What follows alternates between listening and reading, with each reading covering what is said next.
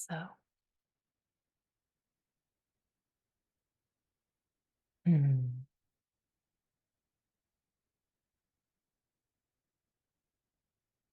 underlying everything that is moving and changing, underlying the whole landscape of the mind is the silent reality, is this wide open field of love.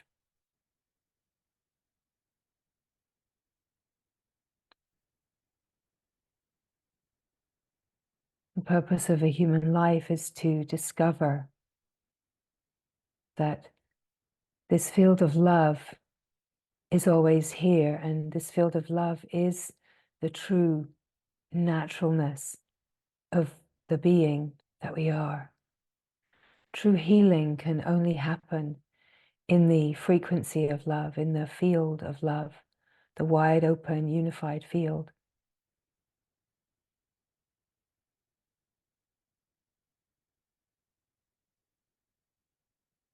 It is about dissolving the frequencies of limitation and discord.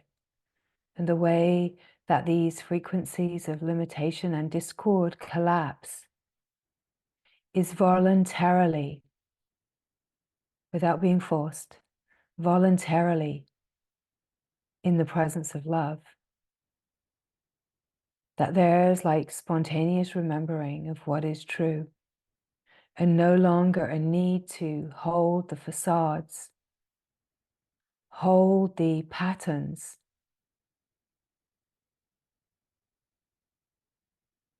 no longer a need to hold the survival mechanisms of the young life. That we've been holding these survival patterns way too long. And it's that our survival depended upon not shining, right? We didn't generally have our radiant, shining, magical hearts reflected right back to us. So we learned that somehow that our radiant, shining hearts, our joyful, natural, free, and easy, playful hearts were somehow not acceptable in their absolute freedom and naturalness. So we took on these ideas, learning how to survive, learning through what was mirrored back to us. This is how I have to behave to survive in this, this creation that I've dropped into. And the heart knows what is true, and the heart knows the light, the heart knows the joy, and yet it learned to suppress and hide away the joy and the radiance and the magic. It was a survival mechanism. And in a way, this whole unfolding is about emptying out all of the layers of conditioning that have been built up over the natural joy and love and aliveness and freedom and radiance of the shining heart. That we've covered it up, pushed it down, learned that to survive we needed to behave in these certain ways. And at the time, it was incredibly creative. It was necessary. And it was never wrong. It was part of the whole play of a human life, part of the karmas. And yet, we are not bound by karmas. We can free ourselves from the seeming bind of karmas. We can free ourselves from the bind of cause and effect. We can free ourselves from fear. We can free ourselves from the deeply held belief in lack and unworthiness, unlovableness, deficiency. Something's missing, something's wrong with me. We have the power and capacity to free ourselves from the great misunderstanding and shine the radiance of the heart, to live as the love that we are, to live in joy and freedom, awe and wonder, to truly shine right on the surface of life, right in the center of your life. Are you allowed to shine? Do you have permission in your own functioning to shine? Do you have permission in the deepest depths of your being to shine this truth? Or are there layers that tell you you are not allowed to shine, you are not allowed to be happy, you're not allowed to express yourself fully, you're not allowed to be free and playful and wildly joyful, that you're not allowed somehow? That we can be holding these frequencies of fear, not enough, not worthy, not allowed. These unconscious commitments that we have made to our families and the needs met structure that we created as a survival mechanism. It's not that any of it was wrong. It's that it was all in the container of the misunderstanding. But somehow we agreed to this. We agreed to come in and forget in order to have the wild adventure of being a soul that remembers. We agreed to, and we agreed because the opportunity of entering into this process and being a soul that remembers is being a soul that not only shines its brilliance, its light, its absolute knowing of the purity of perfect love right on the surface of life, but it also means that the soul that feels to be individual also gets freed from the bind of individuality and returns to the absolute extraordinary wholeness of universality, back to the glory, freedom from the whole seeming bind of cause and effect. What an extraordinary adventure. What a wild adventure. Do you remember this deep in the depths of your heart and soul? Is there a resonance inside you that says, oh yeah, yeah? Is there something that recalls what you have agreed to and that you're not a victim to it? That in all of the lives that we have lived, we have played both the part of victim and perpetrator so many times. And this whole unfolding is out of separation, out of the story of victimization, finding the remembering in the heart through the wilds and the craziness of life, being the victim, being the perpetrator trying to hide that, not wanting to feel like we've done something wrong. We've never done something wrong. It's all a divine play. It's all being animated from the same source. And the way that we really come to unfold this is by letting go of the stories that separate, the narratives that create separation and division, in the glorious awareness of the one wide open field of the awake being, that we recognize the presence of being.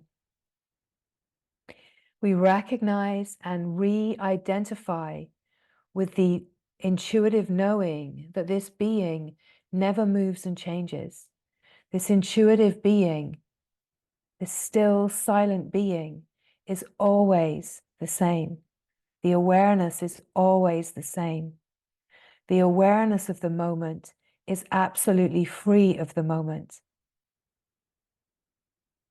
That we have been conditioned to live in the mind and the story and believe the narratives that are limiting and protecting.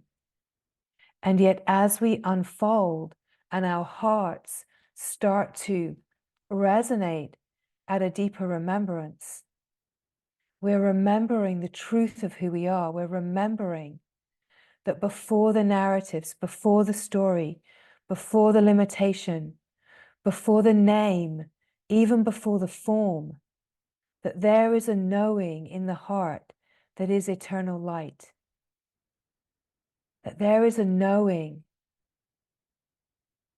in the deep presence of being, of the light that we are. And that as we open to this unfolding, we are remembering the light that we are, the presence of being, the unmoving, unchanging, wide open field of stillness, of silence that is pure luminosity, that is utter freedom, that we're coming to remember the true nature of the heart, and that heart is not divided ever. Even the heart that feels to be personal is the unique experience of the one heart flowing as the many. But the one heart never divides into many different parts. The one heart remains whole and full, and yet it flows and allows the experience of the many. But the wholeness never divides, and the true heart knows that wholeness has never divided. The heart remembers the wholeheartedness, the whole heart. And so we open to remember via the stillness, the silence, the presence of being. We recognize how the nervous system, which is like the subtle body, has the capacity to attune to a finer frequency.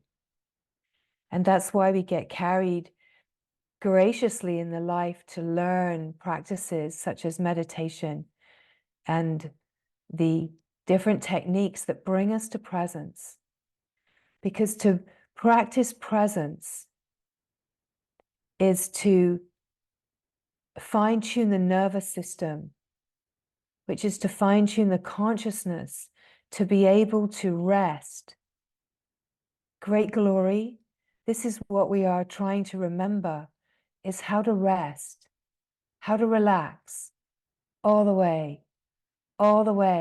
out of the binds of the story, out of the binds of the narratives and the beliefs and the conditionings and protection, how to relax out of the whole story of me, how to relax so deeply and rest in the heart, in the presence of being, how to rest in the presence and open to the presence is everything. And so how glorious that we have been led in various ways to remember and recognize and refine the nervous system, refine the consciousness, because once the nervous system, the consciousness is refined enough, in the stillness, in the silence, the being has the capacity to remember itself. And sometimes this can be spoken as to wake up to itself, open to itself. It's never the person that awakens, even if the person has an experience of the being waking up to itself. The person never owns that, because the experience happens in the absence of the person and in the absolute radiance of presence. And when the nervous system is refined enough, subtle enough, the being recognizes itself at the level of the being. And this is a finer frequency than the mind. The mind is a denser frequency. And so we have the capacity always, every being in some way has the capacity to come to presence. And we have been graced in these lives, these courageous lives that we have agreed to. We have been graced with, okay, you're choosing this life, you're saying yes, you're going in to the human realm, and you're going to forget. But you're going to be given the tools, the techniques, the companions, the guidance, and you're going to be given everything that you need to remember. But you're not going to recognize it to start with. But you will be given everything. Have you started to notice in your unfolding how everything that you've ever learned, even though it's not what you thought it was when you learnt it within the so-called spiritual journey, that it has a relevance. Every moment has had a relevance. Every moment has been a moment of grace.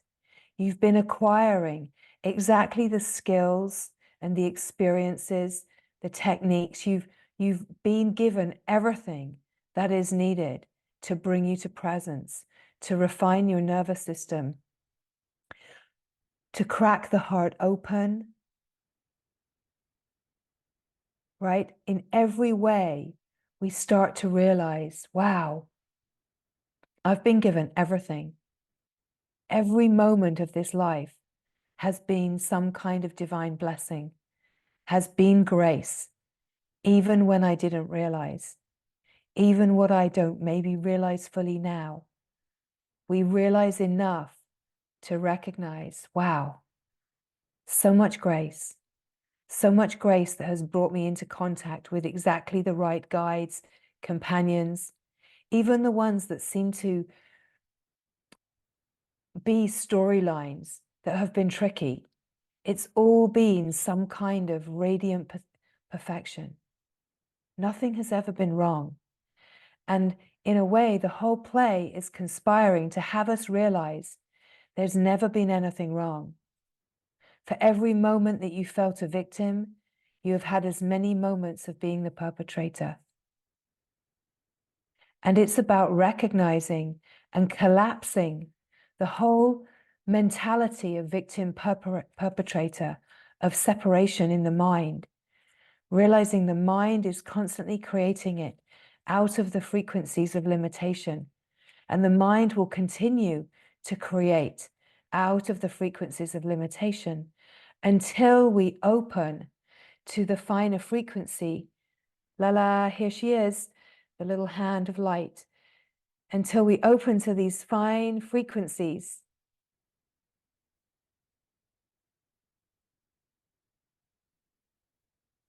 And we're able to hold the light of presence, the light of awareness for all the places that have taken shape of discordant patterns, limitations, conditionings, protections. All of the frequencies of fear, we could say, to put it all in a bundle, right? That this can only open in the presence of love. This cannot open by itself. It can learn a million tools and techniques, but they will only lead round and round the maze of the mind until this is present, right?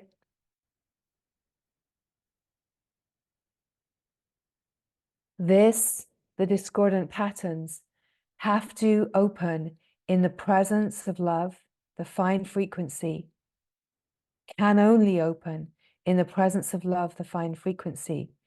Because if they're opening in an atmosphere of mind, they will just keep perpetuating, right? So there's a subtlety to even the way that we feel the feelings, right?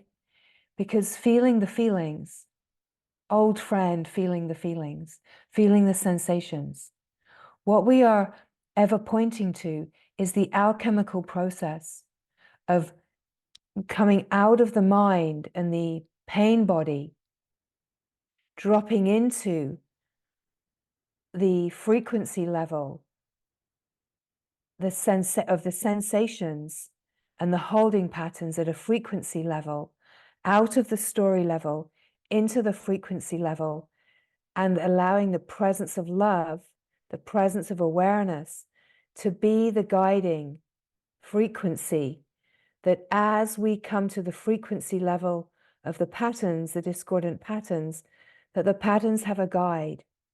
They have an illuminated guide that they can follow, that they can feel the essence of right at their core. They feel the presence. Without this presence, this will just be a repeating technique. You can feel the feelings. I'm feeling angry, I'm feeling angry, I'm feeling angry, I'm feeling sad, I'm feeling sad, I'm feeling sad. Without this, you'll just keep repeating it again and again and again and again. Even if in the moment you feel like, oh, goody, goody, I've released it, it will keep coming back again and again and again until this is present, right? No question, no question.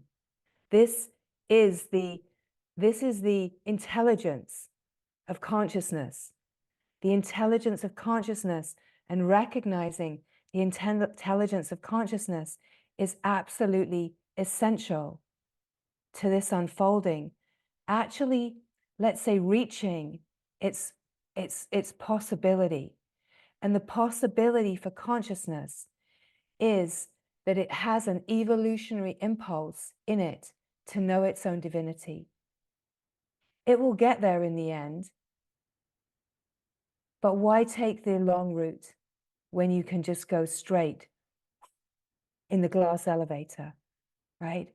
Why walk around and around and around and around and around and around and around and around and around and around and around and around and around, right? Why?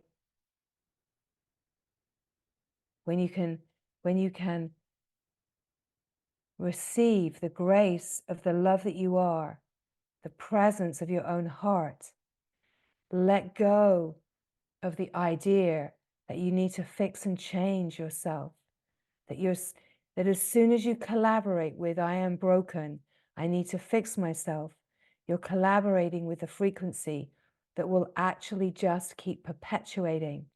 And whatever tools and techniques you use, you will keep perpetuating because it's coming out of the frequency. It's all about the consciousness and the frequency that you're resonating at. It's all about the vibration of life, that life's being lived at. Now, it's not that allowing the wisdom of expression and releasing and the freedom of that. It's not that that is wrong at all. It's beautiful. It's perfect. But in order for it to actually move out of the frequency of limitation, it has to have the frequency of love present. The light has to be present. The alchemy cannot happen without the presence of light, right? It's like shadow work that just keeps telling the story of the shadow and working in the psychological realms, feeling the feelings, feeling the feelings. But if we don't actually hand over the deep core misunderstanding to love, if we don't actually hand over that core holding pattern, it will just keep perpetuating itself. So how do we hand it over? We hand it over by having an aware presence, recognizing the aware presence, and that the aware presence is undisturbed, right? The key is that there's a presence here that's undisturbed. There's something here that's not touched, tainted, disturbed in any way, that there's a presence here. And the undisturbed presence is the presence of love, whether we recognize that or not. The presence of love that is undisturbed is the frequency that we need for true transmutation to happen and for the collapse of the patterns of discordance. Because collapsing the patterns of discordance is not it's not a doing. It's a surrender that happens in the being, right? This is such an important piece to recognize deep in the presence of being, the importance of this. And the recognition of the importance of it, of course, is not a mental understanding. It's an enlivening of the intelligence of the consciousness that you are, that recognizes and knows, right? That all the processes that we move through, they are of benefit and they are beautiful, but to really reach what we are longing for, what the impulse of consciousness is longing for, is that the presence of the fine frequency has to be here in order for the transmutation, for the alchemy to happen. Because in a way, if we keep moving in the shadowlands, talking about the shadows, without bringing the light in, the shadows will keep in a fundamental frequency, keep believing they are shadows. And the way that we bring the light in is through the presence of being, right? So we have this possibility to illuminate the shadowlands so that the shadows don't continue to believe they are shadows, even if they are shadows that, are moving and changing. A shadow that believes it's a shadow will keep resonating at the frequency of shadow until the light comes in and this remembrance of union happens, where the shadow realizes that it is actually light. Alleluia, I am light. I am not a shadow, I am light. Alleluia, celebration, home in the heart, home in the radiant light of wholeness, right? Alleluia, I'm not a shadow. I've never been a shadow. I don't need to work on my shadowiness, right? I don't need to keep processing my shadowy nature. That's the maze of the mind. And that's the story. There's something wrong with me that I need to fix. That when we truly let go of all of the ideas that we have learned about fixing and processing, we realize that this kind of work carries us so far. But great glory, we're ready for graduation. We're ready to graduate out of the maze, out of the realms of purely psychological functioning. We're ready to graduate into the realms of light. We're ready to actually recognize that what we are is light, and we have the capacity as light, as love, for the most incredible shifting to happen within the nervous system. We have the capacity to transmute, illuminate, and embrace, bless everything that feels to be discordant and bring it back into this process, this alchemical process. Like our nervous system is a distillery. We can distill the stresses and the fears, the conditionings, the protections, the deeply held, suppressed beliefs. We can alchemize it through the nervous system, through meeting it at this level that we're speaking of, in the frequency of love, and we can experience a true alchemical process of what has felt to be shadow and darkness and separation and misunderstanding and protection can actually realize its true nature as love, as light, as being. This is where the true healing happens, right? And so many of you are recognizing this, and your hearts can be singing and nodding in the recognition of, yes, it's such an alleluia to recognize that you don't have to process the bejeebas out of everything, and that actually so doing just perpetuates the frequencies of discord, right? That this kind of work is such grace when it comes into our life. It has a season. It can have more than a season, and it can feel so enriching. And it offers so much because it's a bridge. But when we are ready for the graduation, let us take the hand of light.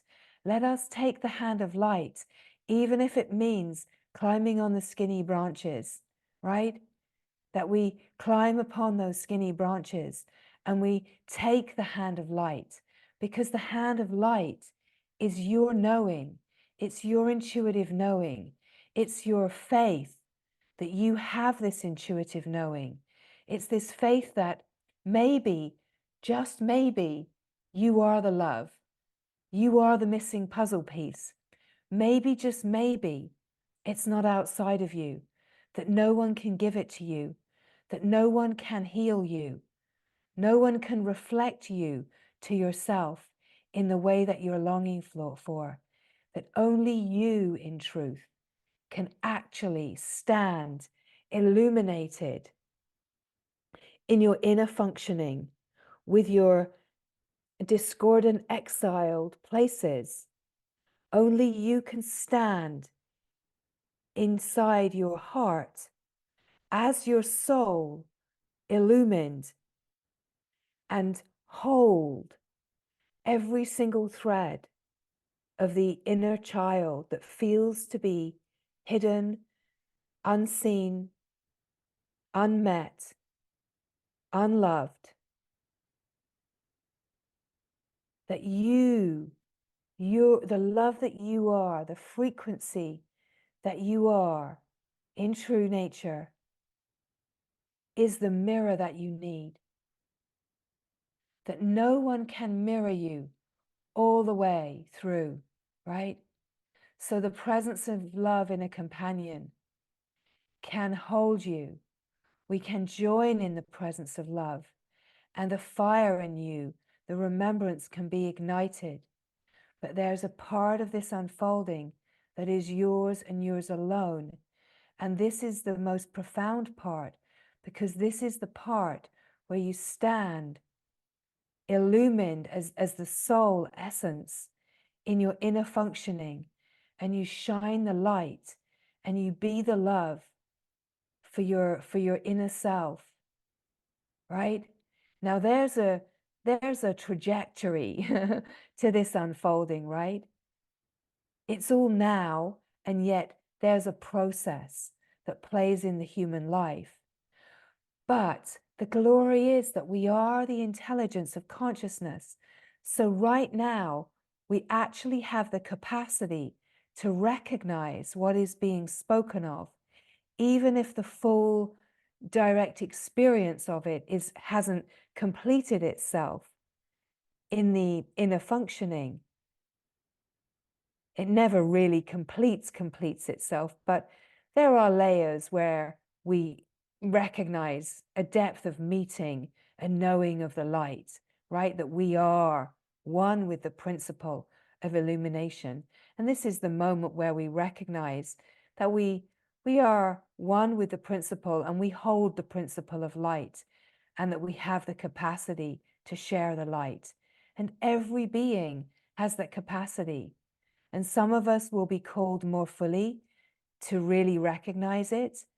Everyone has the capacity, though, to recognize that you are the light, and you have the capacity to remember the principle of light within. And that is like recognizing your true soul nature, we could say, the unique radiance of your heart, where you recognize that your personal heart is one with the infinite heart, is that there's a unified field of the one heart.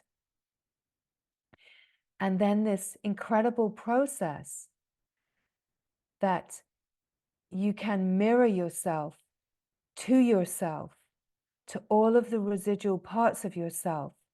You can love all of the tender places and the discordant parts within your inner functioning.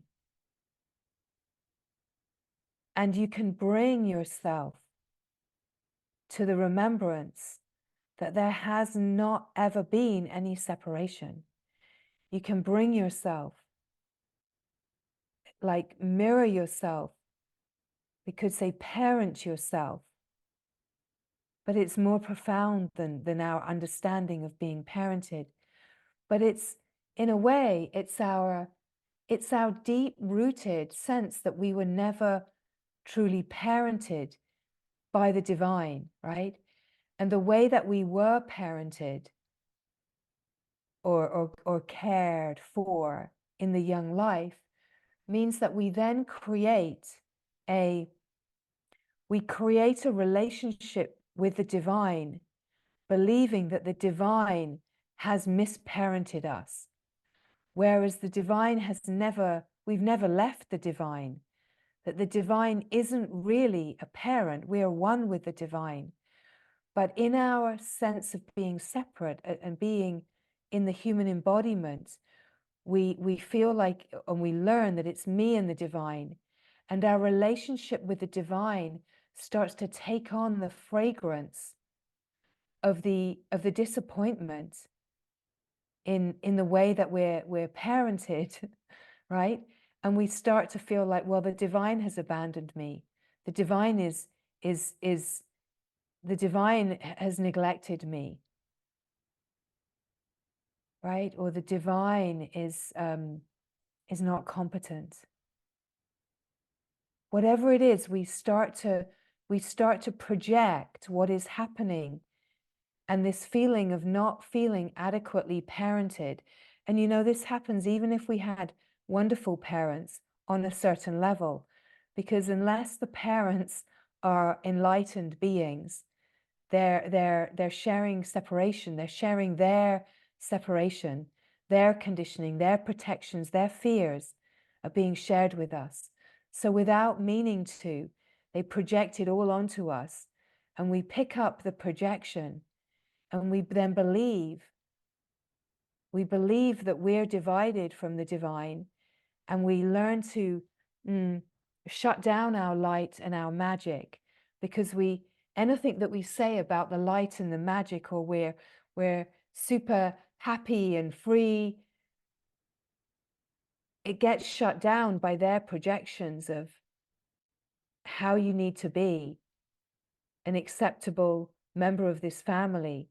We learn to survive within the family, then we learn to survive within the like the system of education that we get put into. We learn to survive within the clubs and you know, hobbies and things that we get involved in. We learn to survive within the work environment. We learn to survive within our relationships through the life. And it's all coming from what we took on right at the beginning. And so in a way, we're undoing all of this. We're emptying of all of this. And as we come to the presence of being, we remember, we connect, we reconnect through the stillness, the silence, and the presence. We connect and remember the openness and the freedom to whatever degree our nervous system has the capacity for, we remember it. And we open to remember the magic of the child that we were. We have flashes of remembering magical things, and how we played with fairies and elves and in nature, and we felt so free. So often we felt like we came here with a special mission that nobody seems to know about, right? Why doesn't anyone know about my special mission? Why doesn't anyone know that we're here for magic? Why doesn't anyone talk about the grace of God in whatever language, we have that? Why isn't anyone talking about the light? Why isn't anyone talking about the miracles? Why is everyone talking about things that are hard and stressful? And why are all these adults sad and upset and angry, right? What's going on? Why is no one talking about the light? Oh, okay. If I'm going to make it here, if I'm going to get fed and nurtured, I'm going to have to play along with them, right? So we play along. We play along, and sometimes that playing along is really hard, and sometimes it's okay. It's kind of mundane life. It's okay, But at our deep heart, we've suppressed the light. We've suppressed the love that we are. We've suppressed the magic that we are, and we internalize our relationship with the divine. And as we internalize our relationship with the divine, we project, oh, I love the divine, but we start to project, but the divine has abandoned me. I'm not worthy of the divine. Somehow I've been dropped off here on this earth plane and forgotten about. And I'm not loved by the divine, right? All of the ways, the subtle ways that we create this belief, and it gets perpetuated because we start believing it. So we start resonating at this frequency, and then we find we're in a Catholic school, and or we're in church, or whatever the situation. We're being told we're a sinner. You're bad. You're actually never ever going to be. You're never going to reach God, because we humans, we're all bad. We're all sinners. It's Adam and Eve's fault, and you're never going to be freed of that. Oh, okay. We've got no chance, right? We've got absolutely no chance. So we, in our own ways, we take this on, but we stay in a communion with the divine in our heart, even if our relationship with the divine becomes a little distorted. But we also feel like we have this special mission, right? Most beings that are now in this kind of unfolding had some kind of feeling in the young life about this special mission, that I'm here. Like, why isn't anyone talking about the special mission? Why doesn't anyone see me? Doesn't anyone see that I'm actually special? I'm different. I'm magic. I'm actually magic. And no one seems to be seeing that I am actually magic, right? We can still be holding it right now, right? A feeling, right? If until we really collapse this into the divine, this is like our sense of specialness. Like, doesn't anyone see how awake I am around here? Doesn't anyone see like how bright I am? Doesn't anyone see how the depth of my realization, right? But the light isn't saying that, right? The light isn't saying, does anyone see how bright I am, right? The light's just shining. But we can have these places inside, specialitis, right? Because we learned in this young life that we weren't being mirrored. We weren't having the glory of our light mirrored. So we internalized it, and we felt like we had to keep a sense of my special mission. Kind of, it has to be a secret. It must be a secret mission. I must be the only one with the secret mission. I must be the only one. You might occasionally meet someone along the path that you create a friendship with, that you share, you have the courage to share. But so often, we don't even, I think, share this, the depth of what we think our special mission is. And the truth is that we all have a special mission. We do. And our special mission is to awaken and shine, right? To really bring that which has been suppressed out of hiding, out of repression, and actually shine right on the surface of life. That's our special mission. And so it's true that we have a special mission, but it doesn't make us special, because everyone has a special mission. So it means that our special mission isn't actually special in a dividing way. It's actually holy. It's the holy mission that we're all here for. It's actually the purpose of a human life, right? But we weren't told this.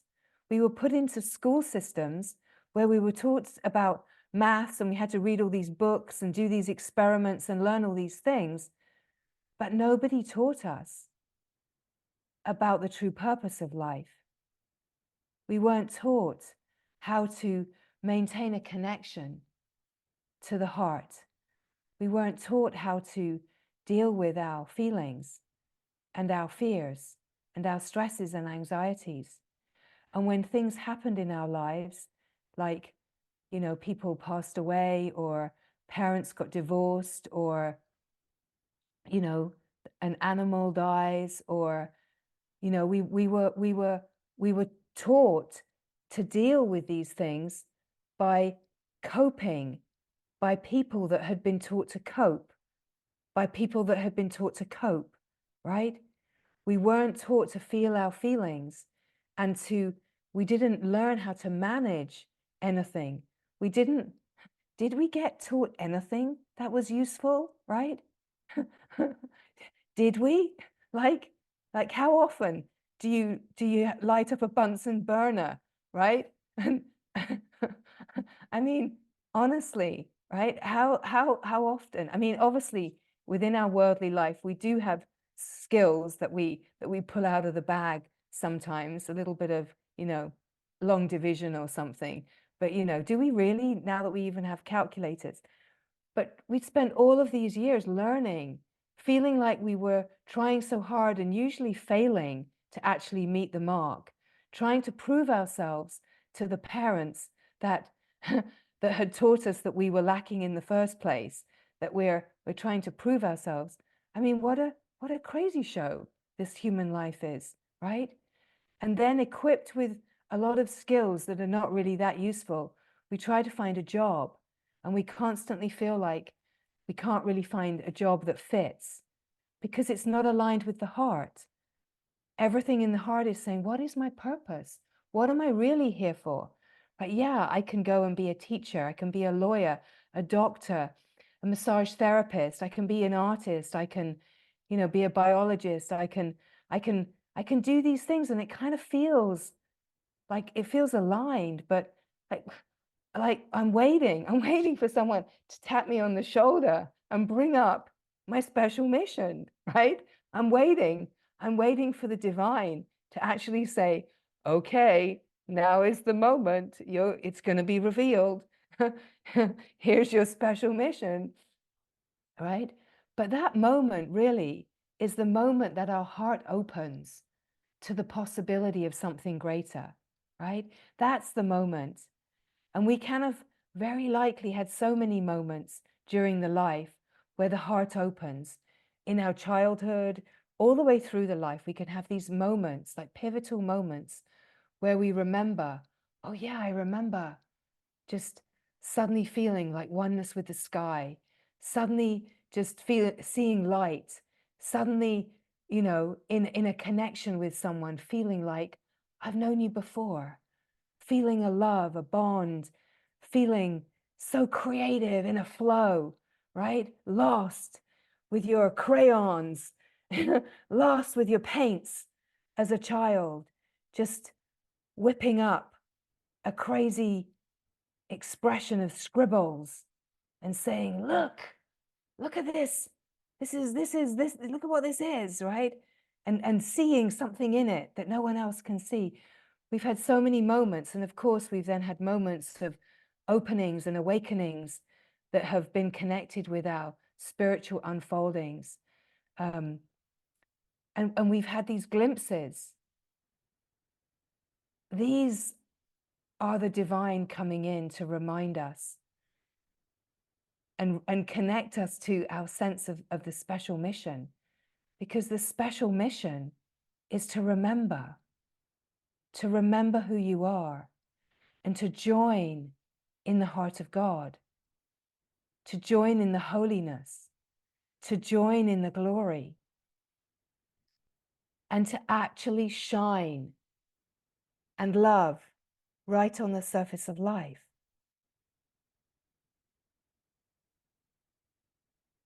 And so in a way, it's about finding all the blocks within us that tell us, don't behave like that, don't shine too bright, wipe that smile off your face. Yeah, that creative expression, yeah, I don't see I don't see anything in it. Shh, be quiet, right? Calm down. Calm down. No, you can't. You couldn't possibly take a job or a path of a creative. You won't make enough money. You have to learn, you have to study something that's going to bring you an income, that's going to take you through to retirement, right? You've got to live this life in this way. All of these ways that we've been held back, all of these ways that we felt like our special mission was being overlooked and that we were really in a kind of compromise. So many beings that are on this path end up with chronic illnesses arising, so many beings, particularly with these kind of psycho-spiritual illnesses that don't have any way of being qualified. Chronic fatigues and fibromyalgia and, you know, sensitivities and digestive issues, things that doctors say, there's not really anything wrong with you, or it's it's anxiety or it's stress. And the reason is that the system is shutting down. It's shutting down because it wants its special mission. It's shutting down to compromise. It's shutting down. It's just like the system is saying, I can't do another day like this. I can't live this. I don't know what's true, but I can't do this. And so these kind of illnesses come about because the body is shutting down to actually try to redirect us to truth. It's actually shutting us down to get us to, eat more healthily, because you're going to need a healthy temple if you're going to really, move through this unfolding. It's to shift all of the ways. Again, the guidance has been there. Every moment has been divine. And even the ways that we've developed sensitivities and illnesses have all had a divine purpose, because they've brought us more awareness. They've brought us to focus and open to things that we might not have if we had just become a lawyer and just boom, all the way to retirement, right? If we had just followed the path.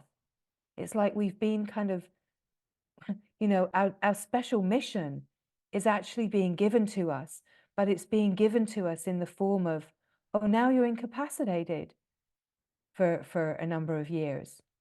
Wow, okay.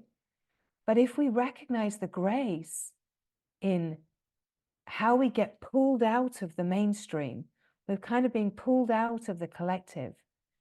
And if we don't get pulled into identifying with the illness, and we actually recognize this is an opportunity, this is a possibility, I don't actually need to fix this. What if life can completely change? What if this is asking me to live in a completely different way, to slow down and live at a completely different frequency? What if this is saying, yeah, don't do that job that you hate. Yeah, don't take that course that your heart isn't fully in. What if it's divine messages all the time pointing us to the inner path, pointing us to have more awareness, pointing us to learn to meditate, pointing us to learn Qigong or yoga or whatever, pointing us to even move in to learn about counseling and trauma. And, a lot of beings in this unfolding world will take these kind of routes to learn about the psychological functioning more deeply, because there's a deep wanting to understand, what am I? Like, what is this life? How do I function? How can I heal? Right? That every move has been a divine nudge to carry us, but not to identify with any of it, but to carry us deeper into the heart of awareness, a heart of truth, a heart of wholeness, to really actually start to unravel the conditionings and all of the compromises, that to truly unfold into this light, it cannot be a life of compromise. Compromise is limitation. It cannot be a life of convention, because this unfolding is completely unconventional, right? This unfolding is about living aligned with the light and joy and awe and wonder and beauty that we have pushed down, and in a way peeling back the layers so that we can surface it, right? We start by surfacing the stresses, like we're purifying and we're clearing away the layers of dross, the layers of conditioning, and we will be guided by whatever means. And at some point we will be guided to graduate out of the psychological realm and into the realm of alchemy, into the realm of intelligence, of conscious intelligence, into the realm of divine intelligence, the wisdom light. So we are invited into the wisdom light. We're invited to recognize that we have this knowing, this intuitive knowing, and our doorway to this is through the presence of being, opening to the silence, the stillness, the still, silent presence of being, opening to the openness, opening to be the witnessing presence that can witness and be aware of the moving, changing, and then opening to recognize that the witness, the awareness itself, when it is aware of itself, it feels the most extraordinary freedom. That when awareness is aware of just being here, aware, that the moment empties of content and is filled with light. That the moment is filled with the silent resonance of openness. That the moment is filled with a sense of freedom, a sense of truth, a sense of the glory. And this pointing never gets old, because as we deepen, this pointing just points us right into the depth that we have opened to, right? It's like the most basic pointing to come to be the aware presence, to be aware of being aware, to be aware of the moving, changing, the mind, the body, and then just to drop into just simply being aware. And what you drop into, you start to recognize that once there was a time that the pointing came and there was a sense of the mind coming in and saying, oh, I'm not getting it, I'm not getting it. But now there comes a sense of just dropping in.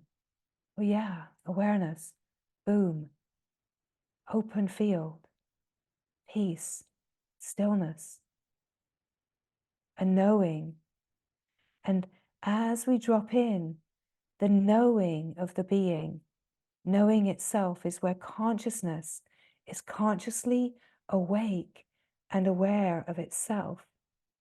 And where consciousness is awake and aware of itself is this sense of freedom. And it's a restoration of the intuitive knowing. And the intuitive knowing is a very alive, dynamic flow. And as we open to the alive, dynamic flow, we open to the flow of intelligence. We're opening to the field of intelligence, the wisdom light. We're opening to true knowledge, pure knowledge. The knowledge where the self knows itself and is resonating within itself, just knowing itself. We recognize that this wisdom is within. It's a knowing within. It's not outside of you. No one else has it. You have it inside you. And it starts to bring this remembrance. Oh, this is the peace. This is the freedom. This is the light. This is the truth of who I am. And there's such a feeling of naturalness here. Such a naturalness, an ease, a smoothness, a simple contentedness, a joy, a freedom. And then we could say that consciousness starts to be hungry for itself. It starts to pull itself into itself. And that longing gets stronger and stronger. A sense of devotion, a sense of being pulled in. Like consciousness is hungry for more of itself, more of this deep peace. And there's a natural, intelligent process of how consciousness now carries itself into itself. And even when it seems like life arises and we get pulled out, there can be this knowing remembrance of that which never forgets, that which always knows. And knowing that this knowing is before the mind, it's a frequency. We're opening to the field of the finer frequency of the being, the frequency of freedom, the wide open field that is infinite, boundless, is eternal, timeless. We're opening to remember the true nature. It's not the me remembering the true nature. It's the being itself remembering its beingness. And that you are the beingness. You're not the person. You're not divided. That the aliveness of life dances as the person and the personal.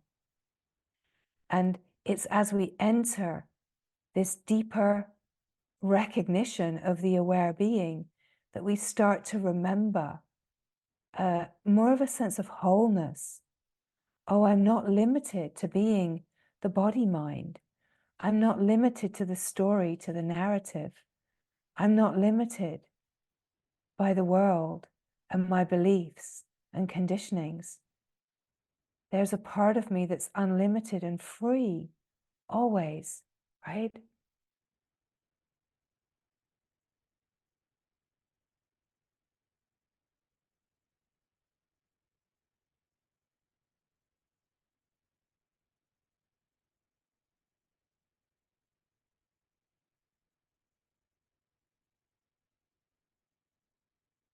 Take a really deep breath. Breathe all the way, right down to the widening of the belly. Let the belly widen. On the in-breath, breathing really deeply all the way into the belly, breathing into the back body, letting the breath as it deepens come into the chest and be really wide, breathing into the back body too, into the side body. As the breath deepens, breathe all the way up to the collarbones, as if you're breathing into your neck, as if you're breathing so that you're so full of breath that you couldn't fit another little squeak in there. And just releasing the breath through the mouth, even if you breathe in through the nose.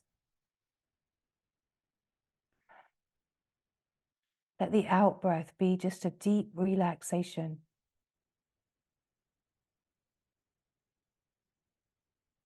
Let each breath be deeper and just breathe a little more into the depths of the belly, the wideness of the belly, the back of the belly, or the back of the chest, the back of the heart. Let each breath go deeper and wider. Breathing into the side body and the ribs as if you're breathing into the underarms. You're breathing all the way into the ribs, right up to the first rib, like the collarbones and the neck. That you're letting the breath take over. Let the vitality of life take over. And let the exhalation each time just be through the mouth if that feels comfortable, like a releasing. And as it's releasing, just squeeze the belly in a little and just push out that last little drop of breath so that the next in-breath can go even deeper, even deeper. And just being so aware and so present, following the breath. Notice the feelings that are coming as you are breathing in slowly, gently, softly, deeply. Don't force the breath, don't push. Let it be easy, let it be smooth, let it be simple, let it be joyful and relaxed. And just letting that exhalation just let go, just letting go without even knowing what you're letting go of. And just squeeze out all the breath, like emptying a balloon. And then just allow that breath to come naturally back in. Just allowing it to move at your own pace. Breathing in long and deep and slow. Letting the exhalation, even though it's a relaxation, letting it also be slow. And even if you think that breathing like this is not really for you, not really your thing, just open to the possibility of something that you don't already know. Just being aware and present and watching and feeling. Even if it's just to notice that as you're watching the breath, you're not thinking, that there's a quietening that naturally happens in the mind when the focus comes to the breath. And when the breath is long and slow and gentle, it quietens the mind because the breath is a reflection of the mind. And if the mind is busy, the breath will also be contracted and holding. And so an easy way to just settle out the mind is to breathe. As many of you will know very deeply. But these kind of pointings and possibilities never get old if we don't let them get old. They are timeless, and every moment of conscious breath is a wonder, is a moment to deepen, a moment to recognize that the in-breath is the breath of life. It's what's animating the form. Everything happens on that in-breath. If that in-breath doesn't come again, the form drops its sense of aliveness and animation. If that out-breath is the last one, the body is no longer animated, right? The breath is the breath of life. And you're not the body, you're not the mind, you're the life. You're the life that enters the body on the breath. You're the life eternal that is still alive, still vital and vibrant as the breath exits the body.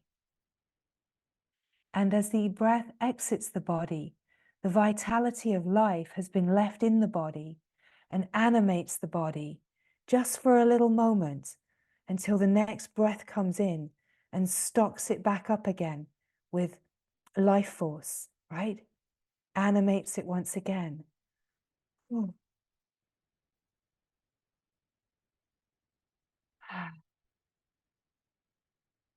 And just relaxing and letting the breath just be back to its natural gentleness. You might notice that its naturalness might now just be a little slower, a little stiller. We're speaking about presence. We're speaking about being the presence, being the consciousness that is conscious of itself, and that consciousness enters the body, gives life to the body with the breath.